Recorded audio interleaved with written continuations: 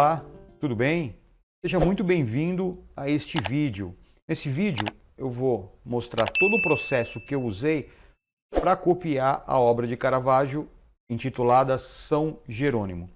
Ela foi pintada pelo mestre em 1606 e dá um show de expressividade e técnica. Para copiar essa obra, eu usei todo o meu conhecimento, como 30 anos de pintor clássico, todo o conhecimento que eu adquiri na academia onde eu estudei, e também este livro, Caravaggio's Painting Techniques. Por que este livro em especial? Porque esse livro mostra o restauro de algumas obras de Caravaggio e durante esse processo eles puderam analisar e identificar a forma que o artista trabalhava. Eu também estudei a pintura em camadas, estudei como funciona a técnica de underpainting e velaturas. Quais foram os materiais que eu usei para iniciar essa pintura? Bom, procurei usar materiais atuais, não tóxicos, como as tintas, e procurei usar como diluentes, mediums, materiais mais antigos. Segundo o próprio livro, Caravaggio usou ovo, uma têmpera à base de ovo. Então, eu criei uma emulsão à base do ovo e também à base do óleo espessado ao sol. Então, essa emulsão tem a função de lubrificar a tela para que a camada de tinta, principalmente nas velaturas, ancore bem e tenha uma interação melhor com a pintura de baixo, dando mais transparência e mais plasticidade à pintura. Também usei o carbonato de cálcio adicionado ao óleo espessado ao sol para conseguir transparências. Transparências sem adição de solvente, porque isto acarretaria numa pintura magra, que não iria durar muito tempo e não teria os efeitos que eu gostaria. Então agora vamos entender o processo que eu usei para fazer esta cópia. Eu não posso afirmar que Caravaggio usou exatamente esse processo. É claro, ninguém pode afirmar. Mas de acordo com as análises químicas, radiografias e tudo mais que esse livro nos apresenta e de acordo com o que eu aprendi na academia, eu posso ter uma ideia de como pode ter sido feito. O fato é que foi feito em camadas. Porém, a gente não sabe precisar exatamente todo o processo e todos os materiais que foram usados. Então, eu, baseado em tudo isso, fiz da seguinte maneira.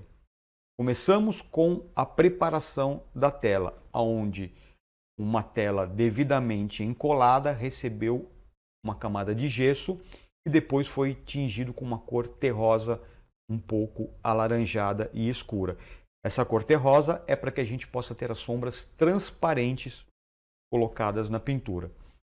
Depois da tela preparada, eu começo a fase do que eu chamo de amber layer, ou a fase de blocagem das sombras, como quiser, onde eu desenho e começo, a partir deste desenho, a blocar as sombras de maneira transparente, porque assim eu vou conseguir ter margem para sobrepor essas sombras na velatura. Então, a primeira etapa é a camada amber ou blocagem do desenho. Depois disso, eu preferi esperar secar e comecei a underpainting. O que é a underpainting? É uma pintura base onde os artistas da época de Caravaggio modelavam a figura, deixando ela tridimensional com pouquíssimas cores. Às vezes monocromática, com um terra escuro e branco, preto e branco, a famosa grisalha, ou com um pouco de cor, como eu optei fazer. Então, dessa maneira, as tonalidades vão ficar mais neutras. Para depois, quando a gente entrar com as velaturas, a camada de cima será neutralizada pelo tom de baixo. A camada de cima, que são as velaturas, pintadas de maneira transparentes serão neutralizadas pelos cinzas da underpainting. E também a underpainting tornará mais luminosas as camadas de cima, que são as velaturas. Então, segundo passo, underpainting. Terceiro e último passo, as velaturas. O que são as velaturas? São camadas transparentes e semi-transparentes pintadas sobre a underpainting seca. Então, recapitulando, como a underpainting foi pintada com tons terrosos, cinzentos, eu vou ter uma camada já, como eles dizem, morta, cinzenta. Quando eu jogar a velatura em cima, quando eu pintar as velaturas em cima, a cor de cima será neutralizada nas áreas mais neutras da underpainting. Desta maneira, fica mais fácil chegar na cor de pele. E também, uma outra coisa muito importante que a gente tem que levar em consideração é o fato de que quando eu jogo uma camada transparente, no caso as velaturas, sobre uma camada seca e luminosa, a minha pintura de cima vai ficar luminosa, porque a luz vai atravessar a camada de velatura, vai bater na underpainting e vai retornar luminosa. Então, esse processo permite, resumindo, que eu modele a figura com poucas cores, então seria muito mais fácil. Eu já tenho na underpainting todas as áreas neutras e que nas velaturas eu vou me preocupar com a cor. Então, eu vou separar o raciocínio da cor do raciocínio da modelagem. Ok? Então, vamos ver na prática todo esse processo. Vamos lá. Como diluente, para iniciar o desenho, a Amber Layer, eu usei o Liquid da Winsor & Newton e a cor terrosa Van Dyke Brown, que é uma cor de terra escura que eu gosto muito. Então, desta maneira, eu fui desenhando na tela e depois que eu desenhei, eu comecei a blocar as sombras com um pincel mais largo. Essa blocagem é muito importante porque já vai dando um volume a esse desenho. E dessa maneira a gente entende melhor se a gente tem alguma coisa errada dentro desse processo. E é importante dizer que estas sombras, estes blocos servirão de base para as velaturas, ou seja, as sombras transparentes que virão em cima terão como base essas sombras blocadas na fase da Amber Layer. Então é muito importante que essas sombras sejam bem espalhadas, bem esticadas na tela. Temos aí a Amber Layer toda preenchida, sombras blocadas que servirão de base para as sombras que virão em cima e a tela exposta para receber a underpainting. Então, próximo passo, vamos iniciar a underpainting. Para executar a underpainting, usei poucas cores. Usei o branco de titânio, que é uma cor muito importante, sem ele a gente não consegue iluminar, fazer as luzes, clarear as misturas. Depois eu usei o amarelo ocre, que é uma cor terrosa, não muito cromática, muito menos cromática que o amarelo de cádmio. Depois usei o terra rosa, que é uma cor terrosa parecida com a siena queimada, porém mais clara. E por fim o preto. Também usei o Liquid para esticar a tinta e usei o Liquid de impasto, que é um medium para que a gente consiga empastos de tinta. Fiz isso para conseguir executar a underpainting num tempo mais rápido e para que ela secasse mais rápido também para iniciar a velatura um dia depois. Então aí coloquei o liquim para esticar a tinta e o liquim de impasto para conseguir mais empastos e pinceladas mais gordas. A técnica é muito simples. Começo pelas luzes, com tinta mais espessa, e vou arrastando essa luz em direção às sombras. Desta maneira, quando eu arrasto o tom da luz, ela vai ficando mais transparente e também vai ficando mais neutra. Então, desta maneira, eu vou criando as tonalidades neutras na pintura. É um processo simples, porém requer bastante atenção.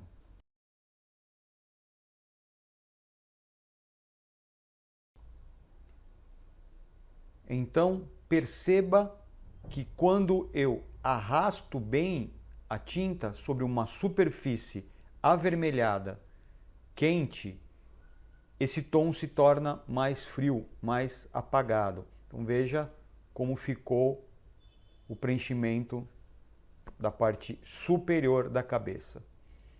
E depois que fizermos todos esses preenchimentos, vamos trabalhar as luzes altas em cima desse tom local que foi arrastado.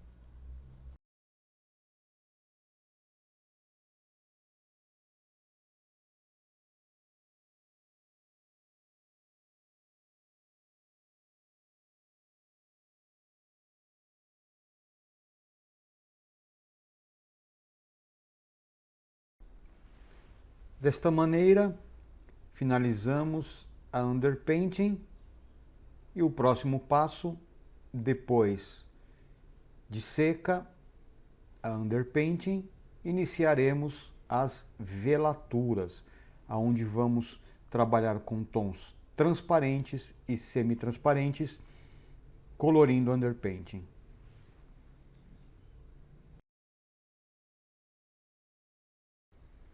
Então agora vamos dar início às velaturas. Para as velaturas, vou usar uma paleta um pouco mais complexa, mas nem tanto quanto quando se pinta a la prima. Então, a primeira cor, vamos usar o branco de titânio, uma cor indispensável em qualquer pintura. Depois, vamos usar o amarelo ocre, cor muito usada na época de Caravaggio. Depois, uma variação terrosa mais escura, que é a siena natural. A siena natural é mais transparente do que o ocre e muito importante nas velaturas. Vamos usar também, na sequência, o vermelho de cádmio claro.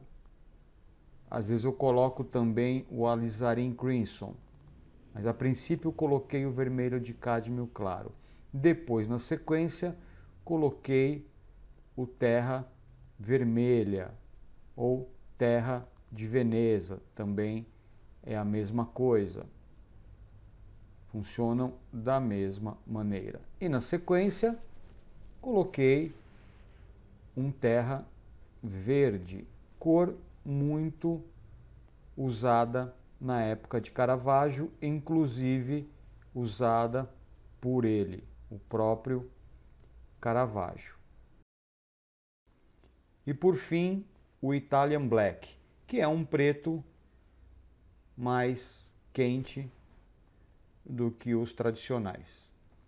Agora vou colocar a palheta, o medium, que eu fiz com óleo espessado ao sol e carbonato de cálcio. Como eu disse antes, esse medium vai servir para dar transparência às tintas sem necessidade do uso de solventes. Desta maneira, eu vou ter películas mais elásticas, mais resistentes, sem a necessidade do uso de solvente. Então eu vou misturando as cores ao medium de carbonato de cálcio na medida exata, na medida que eu ache necessário, e vou deixando as cores mais transparentes, que vão agir muito bem em cima da underpainting.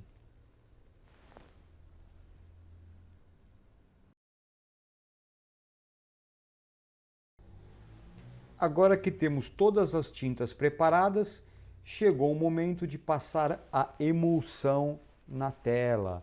A emulsão que foi feita com ovo e óleo espessado ao sol. Essa emulsão vai ajudar com que a tinta devidamente preparada com o medium de carbonato possa interagir de maneira correta na tela, proporcionando transparências gordas, elásticas e que permitam um controle exato e preciso do artista.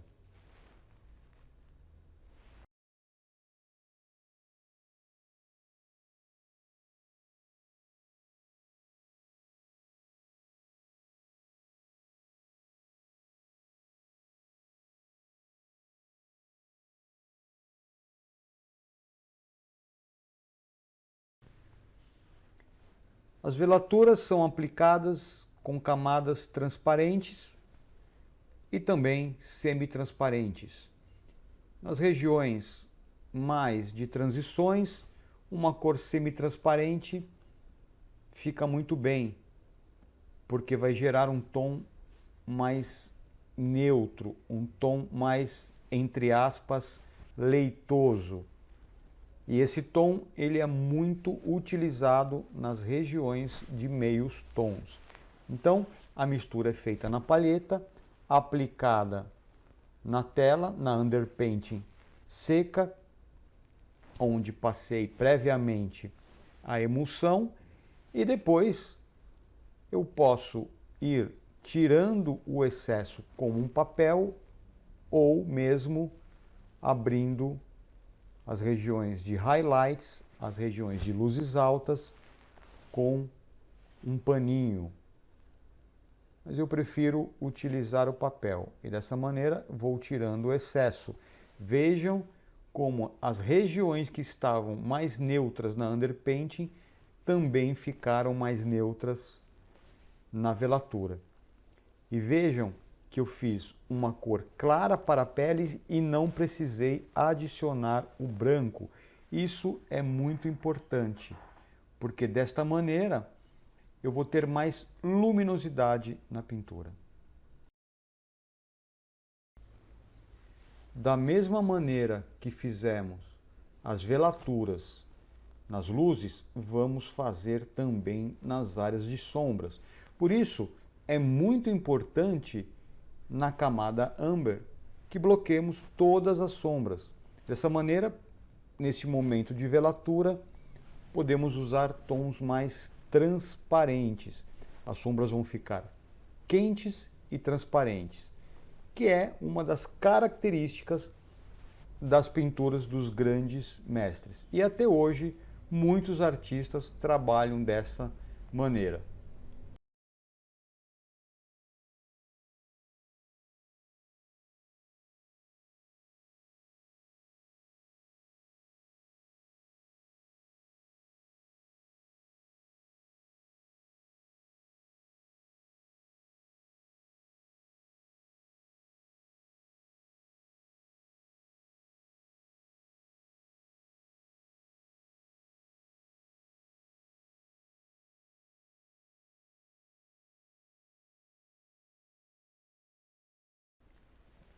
Depois da velatura concluída, temos duas opções. Podemos esperar secar e adicionar alguns detalhes, ou podemos levar até o final a obra. colocando e detalhando a obra. Eu, nesse caso, preferi acabar detalhando a obra para finalizar e deixar pronto.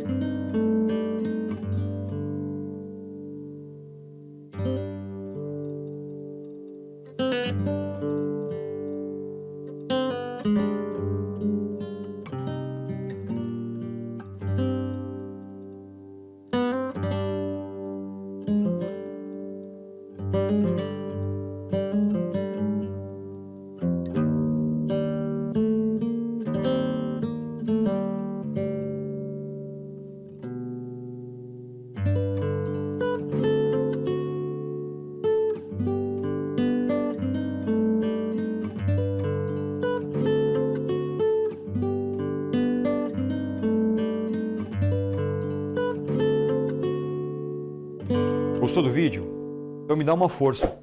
Curte, comenta e compartilha. Assim mais pessoas vão ter acesso a esse conteúdo. Foi um prazer compartilhar com você todo esse conhecimento e espero que isso possa te ajudar e que você ponha em prática. Valeu? Grande abraço.